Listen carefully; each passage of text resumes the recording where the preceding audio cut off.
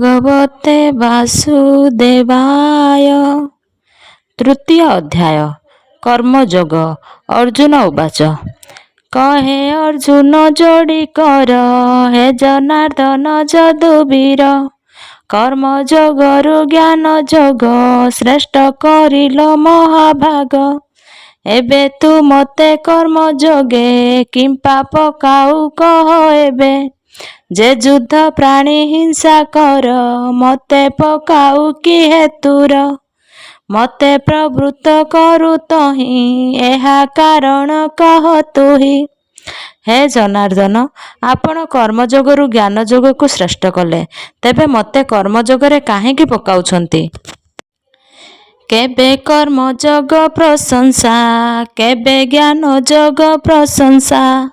ତୋର ଏ ମିଶ୍ରିତ ବଚନେ ମୋ ବୁଦ୍ଧି ଭ୍ରମଇ ସଙ୍ଗନେ। ବେନିଙ୍କ ମଧ୍ୟରେ ଶ୍ରେଷ୍ଠ କେହି ସେ କଥା କହ ଦୟା ବହି। ତୁମ୍ଭେ କେବେ କର୍ମଯୋଗକୁ କେବେ ଜ୍ଞାନ ଯୋଗକୁ ପ୍ରଶଂସା କରୁଛ। ଏପରି କଥାରେ ମୁଁ ବଡ଼ ଚିନ୍ତିତ। କେଉଁଟା ଠିକ୍ ହେବ ମୋତେ କୁହ। ଆହେ ଅନଘ ବିରତରେ ନିଷ୍ଠା ଯେ ଦୁଇ ପ୍ରକାରେ। ବ୍ରହ୍ମର ନିଷ୍ଠା ବେନି ମତେ ପ୍ରାଣୀ କରଇ ଏ ଜଗତେ। ପୂର୍ବରେ କହିଅଛି ମୁହିଁ ଯୋଗ ଦୁଇ ପ୍ରକାର ହୋଇ। ସନ୍ନ୍ୟାସୀ ପକ୍ଷେ ଜ୍ଞାନ ଯୋଗ ଯୋଗୀଙ୍କ ପକ୍ଷେ କର୍ମଯୋଗ। ଯୋଗ ନିୟମ ସମଦମେ ଯାହାର ଚିତ୍ତ ସଦା ଭ୍ରମେ। ତେଣୁ ନିର୍ମଳ ଚିତ୍ତ ପ୍ରାଣୀ କରଇ ଜ୍ଞାନ ଯୋଗ ଜାଣି। ଭଗବାନ କହିଲେ ଯୋଗ ଦୁଇ ପ୍ରକାର। ସନ୍ନ୍ୟାସୀଙ୍କ ପକ୍ଷରେ ଜ୍ଞାନ ଯୋଗ, ଯୋଗୀମାନଙ୍କ ପକ୍ଷରେ କର୍ମଯୋଗ ବିହିତ ଅଟେ। ଯା ଚିତ୍ତ ବୁଦ୍ଧି ଯେ ନୁହଁଇ ବୁଦ୍ଧି ନିର୍ମଳ ହେବ କାହିଁ। ନିଷ୍ପାପ କର୍ମ ତା ପକ୍ଷରେ ଉଚିତ ଅଟଇ ସଂସାରେ। ନିଷ୍କାମ ଭାବେ କଲେ କର୍ମ ମୁକ୍ତି ଲଭଇ ସେହୁ ଜନ। ପୌରୁଷ କର୍ମୁ ନିବର୍ତ୍ତିଲେ କର୍ମ ବନ୍ଧନ ଘଟେ ହେଳେ। ସନ୍ନ୍ୟାସ ଅବଲମ୍ବନରେ ସିଦ୍ଧି ଲାଭ ନ କରିପାରେ। ଯେ ନର ବସ୍ତୁ କରେ ଧରେ ସେ ସିନା ତାକୁ ତ୍ୟାଗ କରେ। ଉଲଗ୍ନ ହୋଇ ଯେ ବୁଡ଼ିବ ପିନ୍ଧିଣ କିସ ଚୁପୁଡ଼ିବ। ଯାହାର ଚିତ୍ତ ନିର୍ମଳ ସେ ଜ୍ଞାନ ଯୋଗ କରେ। ଯାହାର ଚିତ୍ତ ମନୋବୃତ୍ତି ନିର୍ମଳ ନୁହେଁ ନିଷ୍କାମ କର୍ମ ତା ପକ୍ଷରେ ଉଚିତ ନୁହେଁ। ପ୍ରଥମେ କର୍ମ ନ କରିଲେ ନିଷ୍କର୍ମ ଜନ୍ମ ହୁଏ ନାହିଁ। ସଂସାରେ କର୍ମ ନ କରିଣ କ୍ଷଣ ନ ରହେ କେହି ଜନ। ପ୍ରକୃତି ନିଜ ଗୁଣ ବଳେ ଟାଣି ଓଟାରି କର୍ମ କରେ। ଏଣୁ ପ୍ରକୃତି ଆୟତରେ କର୍ମ କରନ୍ତି ସର୍ବନରେ। ବୈରାଗୀ କର୍ମ ଫଳେ ଯେହୁ ବୈରାଗୀ ବୋଲାନ୍ତିଟି ସେହୁ। ଜାଣି ଯେ କାମେନ୍ଦ୍ରିୟ ମାନ ବିଷୟ କରେ ମନେ ଧ୍ୟାନ। କପଟାଚାରୀ ଯେ ଅଟଇ ଅନ୍ତେ ନରକେ ସେ ପଡ଼ଇ। ବ୍ରହ୍ମ ବିଚାରେ ଅଧିକାରୀ କେଭେ ନୁହେଁ ସେ ଦୁରାଚାରୀ। ମନ ଇନ୍ଦ୍ରିୟ ଯେ ଦମଇ ସେ ନର ସଂଯମୀ ବୋଲାଇ। ପ୍ରକୃତି ନିଜ ବଳରେ ପ୍ରତ୍ୟେକକୁ କର୍ମ କରାଏ। ଯେଉଁମାନେ କର୍ମ ଫଳରେ ବିରାଗୀ ସେହିମାନଙ୍କୁ ବୈରାଗୀ କୁହାଯାଏ। କର୍ମେନ୍ଦ୍ରିୟଙ୍କୁ ଜିଣି ଯେ ବିଷୟ ଧ୍ୟାନ କରେ ସେ ନର୍କ ଭୋଗ କରେ। ମନ ଇନ୍ଦ୍ରିୟ ଏ ଦୁହିଁଙ୍କୁ ଯେ ଦମନ କରେ ସେ ସଂଯମୀ। ଜୟ ଯେ କରେ ଜ୍ଞାନେନ୍ଦ୍ରିୟ ତେଜି ଫଳ କାମନା ମୋହ। କର୍ମେନ୍ଦ୍ରିୟ କର୍ମେ ଲଗାଇ କର୍ମାନୁଷ୍ଠାନେ ପ୍ରିୟ ହୋଇ। ଏମାନେ ଅଟନ୍ତି ଯେ ଜ୍ଞାନୀ ଶୁଣ ଅର୍ଜୁନ ବୀରମଣି। ଏଣୁ ତୁ ଅନବରତରେ କର୍ମକୁ କର ସୁଚିତରେ। କର୍ମ ଅକର୍ମ ଠାରୁ ଶ୍ରେୟ କର୍ମେ ରହିଛି ଏହି ଦେହ। ଶୟନ ଭୋଜନ ଗମନ ପାନାଦି ନିତ୍ୟ ପ୍ରୟୋଜନ। ଏ କର୍ମେ ଶରୀର ରହଇ ଅକର୍ମେ ଶରୀର ନଥାଇ। ଯେଉଁମାନେ ଫଳ କାମନାର ମୋହ ଛାଡ଼ି କର୍ମ କରନ୍ତି ସେହିମାନେ ପ୍ରକୃତ ଜ୍ଞାନୀ। ତେଣୁ ତୁମେ କର୍ମଯୋଗରେ ମନ ଦିଅ। କର୍ମଯୋଗ ହେତୁ ଏ ଶରୀର ରହିଅଛି। ଯଜ୍ଞ ଅର୍ଥରେ କର କର୍ମ, ଯଜ୍ଞ ସାକ୍ଷାତେ ପରମ ବ୍ରହ୍ମ। ଯେ କର୍ମେ ବିଷ୍ଣୁ ପ୍ରୀତି ନୋହି, ସେ କର୍ମେ ଜୀବ ବନ୍ଦୀ ହୋଇ। ସୃଷ୍ଟି ଆରମ୍ଭେ ବେଦ ବର, ଯଜ୍ଞ ସହିତ ପ୍ରଜାକୁଳ। ଉତ୍ପତ୍ତି କରିଥିଲେ କହି, ଏ ଯଜ୍ଞେ ବୃଦ୍ଧି ପ୍ରାପ୍ତ ହୋଇ। ଏ ଯଜ୍ଞ ବୃଦ୍ଧି ଯେବେ ହେବ, ସର୍ବ ଅଭୀଷ୍ଟ ଫଳ ଦେବ। ଯଜ୍ଞ ନିମନ୍ତେ କର୍ମ କର, ଯଜ୍ଞ ସାକ୍ଷାତରେ ପରମ ବ୍ରହ୍ମ। ପରୋପକାର ଏହା ପ୍ରଧାନ ଯଜ୍ଞ। ଯେ ଯଜ୍ଞରେ ଲୋକ ଉପକୃତ ନୁହେଁ, ସେ ଯଜ୍ଞରେ ଜୀବ ବନ୍ଧନରେ ପଡ଼େ। ସୃଷ୍ଟିର ପ୍ରଥମରେ ପ୍ରଜାପତି ଯଜ୍ଞ ଦ୍ୱାରା ପ୍ରଜା ସୃଷ୍ଟି କରିଥିଲେ। କହିଥିଲେ ତୁମ୍ଭେମାନେ ଏ ଯଜ୍ଞ କର, ଅଭୀଷ୍ଟ ଫଳ ପାଇବ। ଯେ ଯଜ୍ଞର ତୋଷ ଦେବଗଣ, ତୋଷିବେ ତୁମ୍ଭଙ୍କୁ ସେ ଜାଣ। ଉଭୟ ସନ୍ତୋଷ ବିଧାନେ, କଲ୍ୟାଣ ହେବ ଅନୁକ୍ଷଣେ। ଇନ୍ଦ୍ରାଦି ହବିର୍ଭାବେ ତୃଷ୍ଟି, ଲଭି କରିବେ ଜଳ ବୃଷ୍ଟି। ହୋଇବ ଶସ୍ୟଶାଳୀ ମହି, ତୁମ୍ଭେ ଲଭିବ ବୃଦ୍ଧି ତହିଁ। ଯଜ୍ଞରେ ଦେବେ ତୋଷ ହୋଇ, ତେବେ ବାଞ୍ଛିତ ଫଳ ଦେଇ। ସେ ଫଳ ଭାଗ ଦେବେ ନ ଦେଇ, ଯେ ଭୋଗେ ଗେର ଅଟେ ସେହି। ବୃଷ୍ଟିରୁ ଯେ ଶସ୍ୟ ଉତ୍ପନ୍ନ, ଦେବଙ୍କ ଅଂଶ ସେହି ଜାଣ। ବୈଶ୍ୟ ଦେବାଦି ନିତ୍ୟ କର, ଦୈବ ଋଣରୁ ହୁଅ ପାର। ତୁମ୍ଭେମାନେ ଯଜ୍ଞ କରି ଦେବତାମାନଙ୍କୁ ଆହୁତି ଦିଅ, କାରଣ ସେମାନେ ତୃପ୍ତ ହେଲେ ତୁମ୍ଭର ମଙ୍ଗଳ ହେବ। ଦେବତାମାନେ ତୋଷ ହୋଇ ଫଳ ଦେବେ, ଏଣୁ ତାଙ୍କୁ ନ ଦେଇ ନିଜେ ଭୋଗ କଲେ ତୁମ୍ଭେ ଚୋର ହେବ। ବୈଶ୍ୟ ଦେବାଦି ଯଜ୍ଞ ଶେଷ, ଅନ୍ନ ଭୁଞ୍ଜନ୍ତି ଯେ ମନୁଷ୍ୟ। ସେ ସାଧୁ ସର୍ବ ପାପୁତରେ, ଯେ ପାପୀ ଏସନ ନ କରେ। ଭୁଞ୍ଜେ ରାନ୍ଧିଣ ନିଜ ପାଇଁ, କେବଳ ପାପ ସେ ଭୋଗଇ। ଅନ୍ନରୁ ପ୍ରାଣୀ ହୁଅନ୍ତି ଜାତ, ବୃଷ୍ଟିରୁ ସେ ଅନ୍ନ ପ୍ରସ୍ତୁତ। ଯଜ୍ଞରୁ ବୃଷ୍ଟି ଜନମଇ, ସେ ଯଜ୍ଞ କର୍ମରୁ ହୁଅଇ।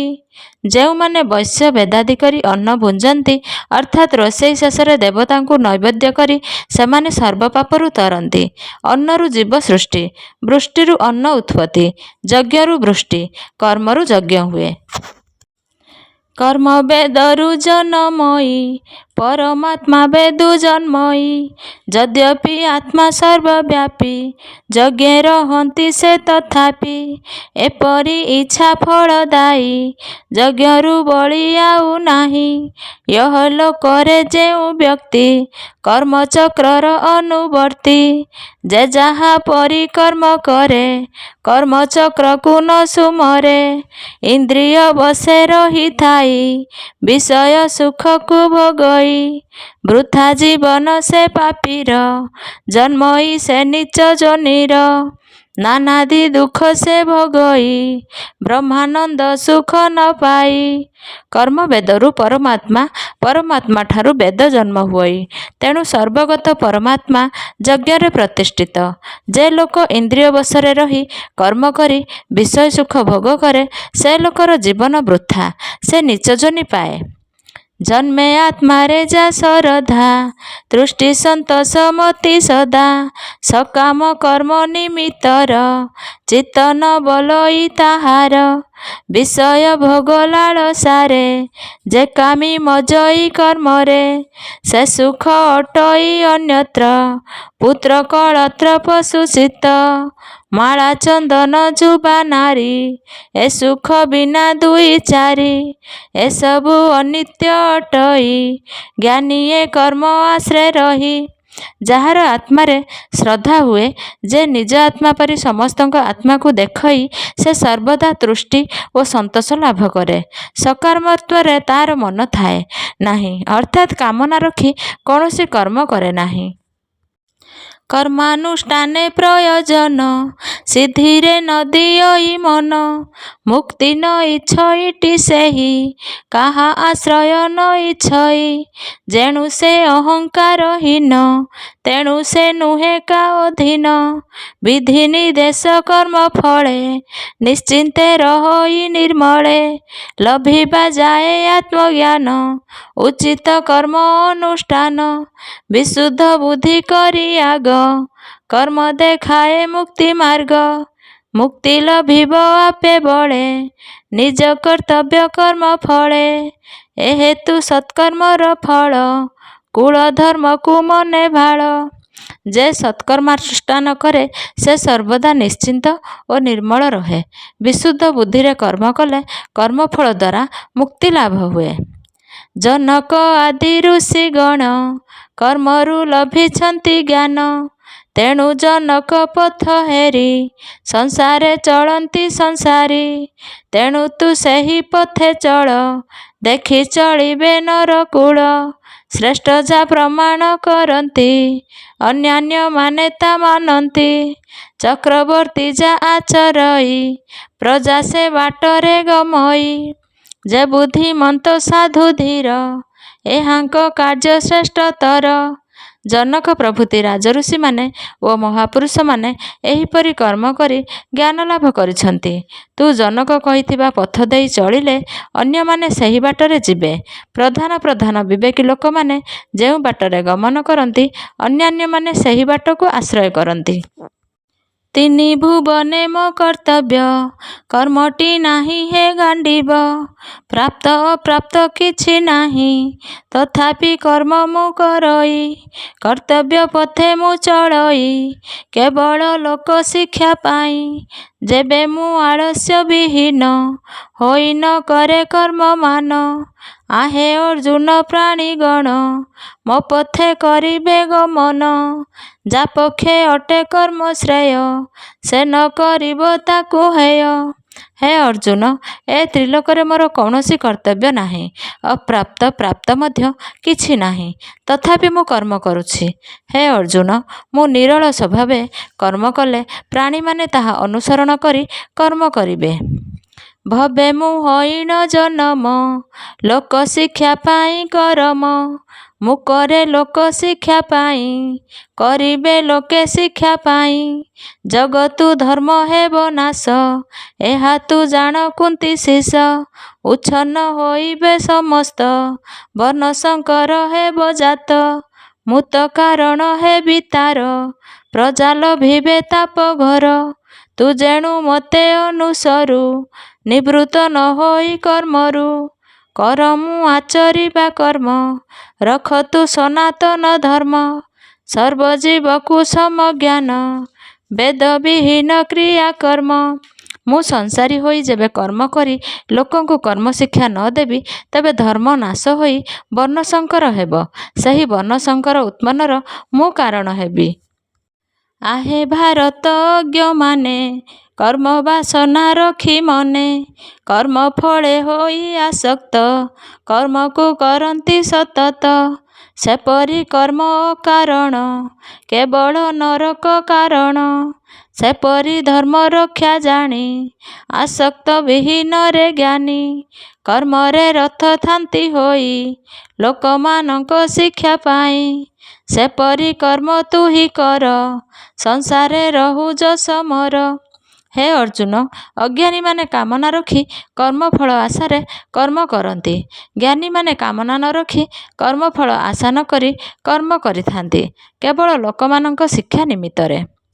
କର୍ମ ନିରତ ଅଜ୍ଞଜନ, କର୍ମ ବିଶ୍ୱାସୁ ଯେ ହୀନ। ନୋହିବ ଜ୍ଞାନ ସେପରିରେ, କର୍ମ କରିବ ନିରନ୍ତରେ। ଉତ୍ସାହ ସେମାନଙ୍କୁ ଦେଇ, କର୍ମେ ନିଯୁକ୍ତ କରିବଇ। କେତେ ବେଦବାଦୀ ଜନ, ଲୋକରେ କରନ୍ତି ବୟାନ। ବେଦ ବିହୀନ କର୍ମ ମାନ, ଯତ୍ନେ କରିବ ସମାଧାନ।